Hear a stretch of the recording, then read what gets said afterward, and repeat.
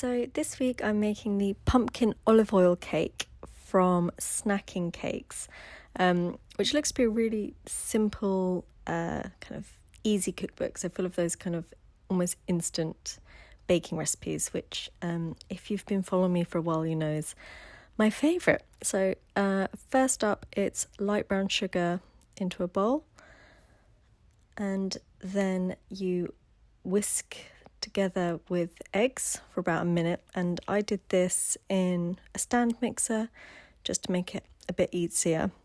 I should say I'm doing half the recipe, and I'm doing it in a 15 centimetre cake tin, which gives loads of options. So you can use different cake tin sizes and scale it up or scale it down, which I think is really, really useful. And then I'm adding the pumpkin puree, which I just got from a can. I didn't cook it up or anything. Olive oil, cinnamon, cardamom, allspice, pepper, and in the recipe she uses kosher salt, but I couldn't find any, so I've just used sea salt, but I used a bit less. And then you whisk that until it's smooth and nicely emulsified. So again, I just popped that back in stand mixer, and then you add in plain flour, baking powder, baking soda, and give it a final whisk.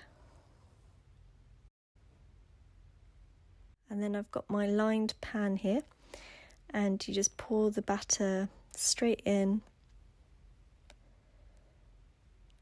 and then give it a tap on the counter just to release any air bubbles, and give it a smooth with a small offset spatula, which is a little tricky with these small ones, but it's doable.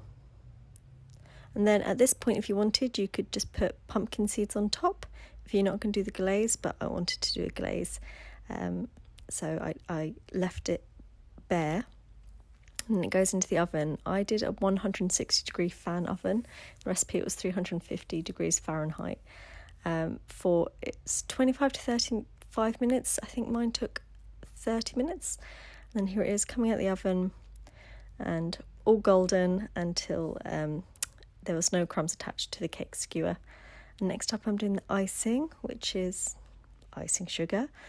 And I did make a little bit of a mistake here, so I kind of forgot I was halving it. So I did half amount of the sugar, and then it's olive oil and maple syrup, and then I just read the recipe as 1 tablespoon of hot water, and I added 1 tablespoon of hot water instead of half a tablespoon. So I had this really runny icing, so I just had to keep adding sugar to thicken it up, and I let it rest a bit to also help it thicken, but yes, so the icing ended up being a tiny bit sweet, but actually it was completely fine. But that gets whisked and mixed together until it's smooth, and then that gets poured over the cooled cake and sprinkled with a few more pumpkin seeds and some more flaky sea salt. I just used Malden sea salt. And it was really good. It was really moreish and light and moist. Sorry for those people who don't like that word. And really delicious. A super lovely way to use pumpkin. Kind of like a light version of a carrot cake, so it wasn't as nubbly. And yeah, I'd really recommend it. And it was still really good a few days later. So I'd definitely give this a go. And I'm looking forward to trying some recipes. Some other recipes from the book. I will link the recipe down below, and you can also see her making it on Claire Saffitz. You probably know who I mean, on her YouTube channel as well, so go check that out. All right, I hope you enjoyed, and I'll see you next time.